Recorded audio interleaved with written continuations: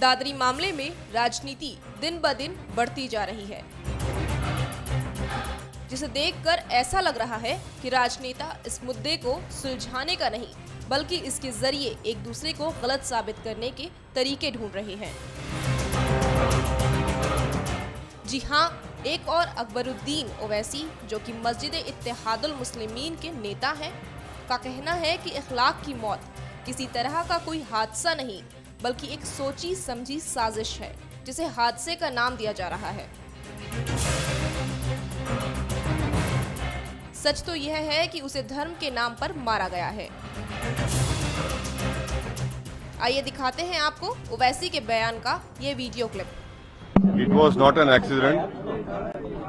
It was a pre-planned murder because you cannot barge into anyone's house with a mob and assaulting each and every member of the family and using bricks and that too dragging a person from first floor, beating him over there and killing him in cold-blooded. This is a murder, pre-planned murder. This cannot be accident at all. And people who are saying it's an accident, they are trying to openly support the perpetrators who have done such a heinous crime of killing a person in such a way. Sir, आपने महेश शर्मा ने भी कल इसे दुर्घटना बताया। महेश शर्मा साहब हिंदुस्तान के cultural minister हैं और अफसोस इस बात का है कि जिस मिनिस्टर ने हिंदुस्तान के कॉन्स्टिट्यूशन के ऊपर ओथ लिया है, उनमें इतनी हिम्मत नहीं है, इतनी इंटेलेक्चुअल ऑनेस्टी नहीं है कि वो इस वाक़े को कंडेम करते, अनकंडीशनल उसको कंडेम करते और इस बात का डिमांड करते, मुतालबा करते कि जिस किसी ने ये किया है इसको सख्त से सजा मिलनी चाहिए। इसलिए कि वो और उनके प्रधानमंत्री ये कहते हैं कि सबका साथ सबका विकास, इंडिया फर्स्ट। जब ये सब बातें होती हैं, तो जब इस तरह के वाक़यात होते हैं तो उसको उन अल्फाज को सिर्फ अल्फाज नहीं रखना चाहिए बल्कि उस पर अमल होना चाहिए। और इसीलिए वो बचाने की कोशिश कर रहे हैं कि एक्सीडेंट कहकर, एक्सीडेंट नहीं था, ये एक प्री प्लान तरीके से हुआ है, बाज़ाब्ता मंदिर से ऐलान हुआ, रूमर मॉन्गरिंग बोल रहे हैं, मगर एक तरीके से पूरा आकर यहाँ पर इनको मारा गया। लेट मी आंसर, बोलिए क्या सवाल है? किसकी कॉन्स्पिरेसी मानते हैं जो ये पूरी घटना हुई? कौन से लोग? देखिए, ये वो जहन है जो हिंदुस्तान के सेकुलरिज्म के खिलाफ है। इसके पीछे वो जहन है जो हिंदुस्तान के भाईचारे के खिलाफ है। इसके पीछे वो जहन है जो हिंदुस्तान के मुसलमानों को शक की निगाहों से देखते हैं। ये गोश्त का हमला नहीं था, ये मजहब के नाम पर इनको कत्ल किया गया है। ये मेरी राय है, मैं पहले भी कह चुका हूं, आज भी कह रहा हूं। और अफसोस इस बात का है कि जब एक आदमी का, इंसान का कत्ल हुआ तो समाजवादी पार्टी की हुकूमत बजाय इसके कि कातिलों को गिरफ्तार करती, पकड़ती, वो गोश्त को ले जाकर फॉरेंसिक एग्जामिनेशन करा रहे हैं। मैं तो ये कहूंगा कि उन लोगों का दिमाग की जांच करानी चाहिए, गोश्त की नहीं, दिमाग की जांच करानी चाहिए कि इनके दिमाग में इतना बड़ा जहर भरा हुआ है कि एक शख्स जो मर चुका है, बजाय उसको विक्टिम ट्रीट करने के उसको एक्यूज ट्रीट कर रहे हैं। सर, मोदी जी का बयान इस पे आ रही है। मोदी जी का सर, मोदी जी आज मोदी जी बिहार दौरे पे हैं। मैं इसलिए कह रहा हूं कि कल प्राइम मिनिस्टर ने हिंदुस्तान की मशहूर ग्लोकार आशा भोसले के बेटे का इंतकाल हुआ तो प्राइम मिनिस्टर ने ट्वीट करके कंडोलेंस उनको दिया।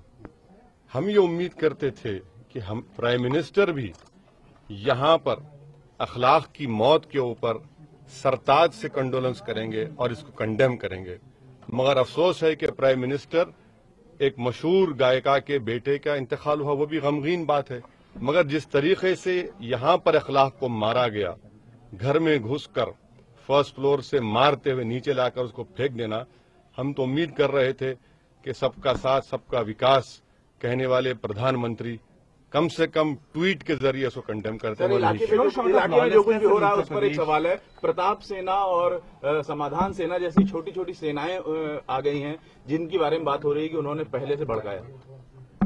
पूरी जांच होनी चाहिए। जो कोई भी खाती है, जो कोई भी मुलजिम इसमें है, उसको गिरफ्तार करने की बेहद जरूरत है। जझार में भी हरियाणा में 7 दलितों को 2002 में पुलिस स्टेशन से निकालकर उनको जान से मार दिया गया था। गो देर लगी, 7 साल के बाद उनको सजा हुई। हम ये डिमांड करते हैं कि जितने मुलजिम की शनाख्त हो चुकी है या जितने इसमें इन्वॉल्व थे उन सबको गिरफ्तार करके एक टाइम बाउंड मैनर में इनको सख्त सजा मिलनी चाहिए और 302 के तहत जो मैक्सिमम पनिशमेंट उनको मिल सकता है मिलनी चाहिए। और मगर जो मुजफ्फरनगर के कांड के बाद जिन मुस्लिम खवातीन को, औरतों को इज्जत लूटी गई, उनको अब तक इंसाफ नहीं मिला। तो हमको डाउट है, बल्कि पूरा यकीन है कि समाजवादी की हुकूमत इन लोगों को सजा नहीं दिलाएगी, बल्कि कुछ ना कुछ करके थोड़े दिन जाने के बाद, जिस तरह मुजफ्फरनगर के कांड के बाद जो लोग पकड़े गए थे सब बाहर निकल गए बेल में, वही ये कोशिश कर सकते हैं। सर आजम खान जी का बयान आया है। Yes, if the family whatever is the family demanding, I support that demand. Sir Azam Khan ji का बयान आया है कि संसद में वेस्टर्न यूपी में लगातार इस तरीके की बात हो रही है। मुजफ्फरनगर भी वेस्टर्न यूपी का इलाका, ये भी। तो क्या लगता है आपको ये कि ऐसा एरिया है जिसको सबटाइज करने की पूरी तरीके से कोशिश की जा रही है? अफसोस ये है कि याद रखिए कि इस तरह के वाकयात होंगे तो ये हमारे मुल्क के लिए ठीक नहीं है। सवाल वेस्टर्न यूपी का नहीं है, हमारे मुल्क के लिए ठीक नहीं है। सर जब हम हमारी इकोनॉमी को 10%, 9% ग्रो कराना चाहते हैं, जब हम ये चाहते हैं कि सिक्योरिटी काउंसिल में हम मेंबरशिप हमको मिले, इस तरह के वाकयात इन चीजों को, हमारी तमाम चीजों को गलत मैसेज देगी और हमारी इकोनॉमी ग्रो नहीं होगी। याद रखिए, इस तरह के झगड़े पंचायत चलते रहेंगे, हमारी इकोनॉमी नहीं ग्रो होगी। अगर हम $100 बिलियन का फॉरेन इन्वेस्टमेंट चाहते हैं, क्या मैसेज दे रहे हैं हम तमाम दुनिया को कि एक मुसलमान को सिर्फ उसके मजहब के नाम पर घर में घुसकर उसको मारा गया? ये गलत बात। आजम खान जी का बयान आया है कि संसद के अंदर इसका जो एक कानून बने, जो पशुओं को काटा जाता है उसके खिलाफ मोदी कानून लाएं। और दूसरा उन्होंने कहा है कि जो बूचड़ खाने हैं उससे आरएसएस और बीजेपी का मैं उनसे यही गुजारिश करूंगा कि उनकी जो जिम्मेदारी है वो उसको निभाएं। वो मुजफ्फरनगर के इंचार्ज मिनिस्टर थे, जिन लोगों को पकड़ा गया उनकी जिम्मेदारी है उनको सबको सब सजा दिलाए। वो मुस्लिम फेस है समाजवादी के, उनको यहां आना चाहिए था, मुझे नहीं आना चाहिए, उनको यहां आना चाहिए था। आकर उस ज़ईफ माँ जो बैठी हुई है उसके बहते आंसू को पोंछने की जरूरत थी। वहीं दूसरी ओर बिसाड़ा पहुंचे बीजेपी विधायक संगीत सोम ने तीखे बयान देते हुए केजरीवाल और ओवैसी पर निशाना साधा और मंदिर में पहले से इंतजार कर रहे गांव के सैकड़ों पुरुष व महिलाओं को संबोधित करते हुए धारा 144 का उल्लंघन कर ये कहा कि कार्रवाई की आड़ में गांव के सब युवाओं को फंसाकर जेल नहीं भेजा जाना चाहिए। में दंगे के आरोपी को जहाज में बैठा के ले गई थी, ऐसे ही गाय के काटने वालों को भी बैठा के ले गई। माता जी है उनकी यहाँ पे, उनकी माता जी अभी नहीं, कोई यहाँ उनके घर में नहीं है, पूरे सबको सरकार ले गई। मैं बता रहा हूँ ना, पहले मुजफ्फरनगर से दंगा कराने वालों को जहाज में बैठा के ले गई थी, अब गाय काटने वालों को जहाज में बैठा के ले गई। लोकल नेता का नाम आ रहा है बीजेपी के, संजय राणा, उनका कनेक्शन आ रहा है, उनका बेटा इन्वॉल्व। ये तो बहुत सस्ता सा इल्जाम है कि जब भी दंगा हो, जब भी कोई ऐसी घटना हो, बीजेपी के कार्यकर्ताओं पर डाल दो। ये तो उत्तर प्रदेश की सरकार का पुराना काम है। महेश शर्मा के साथ उनकी तस्वीर देखी गई है। किसकी तस्वीर देखी गई है? संजय राणा की, जो मेन एक्यूज्ड है, उनके पिता। संजय राणा भारतीय जनता पार्टी के कार्यकर्ता हैं और भारतीय जनता पार्टी के कार्यकर्ता थे और रहेंगे। और महेश शर्मा जी के साथ अगर फोटो थी तो इसमें दिक्कत क्या है? साक्षी महाराज ने कहा है कि अगर मुसलमान मरता है तो 20 लाख और हिंदू मरता है तो 20,000 भी नहीं। ये स्टेटमेंट है उनका इस मौके पे। तो क्या ये दुर्भाग्य की बात नहीं है? मरने में भी यहाँ की सरकार अलग अलग कानून बनाती है। अभी मैं पूछना चाहता हूँ आप लोगों के जरिए, आपको पता है और मीडिया से भी मेरी ये शिकायत है कि आपको पता है इस सारे मामले में एक आदमी के गोली भी लगी है, राहुल यादव के एक गोली लगी है। क्या आपने उसकी खबर चलाई?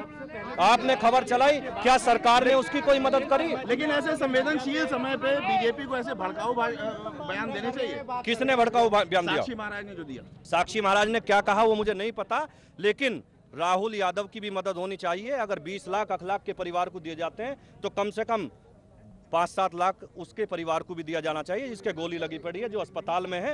एक तरफा कार्रवाई नहीं होनी चाहिए। मैं उसके घर गया था, उसके इलाज की पूरी जिम्मेदारी हम भारतीय जनता पार्टी के कार्यकर्ताओं ने ली है। हम फाइनेंशियल मदद करके भी आए हैं और आगे भी उनके इलाज में मदद करेंगे। मुख्यमंत्री को तो पहले दिन आना चाहिए। मुख्यमंत्री अगर सेंसिटिव हैं तो उन्हें आना चाहिए और इस बात से पे आके यहाँ के इस कानून व्यवस्था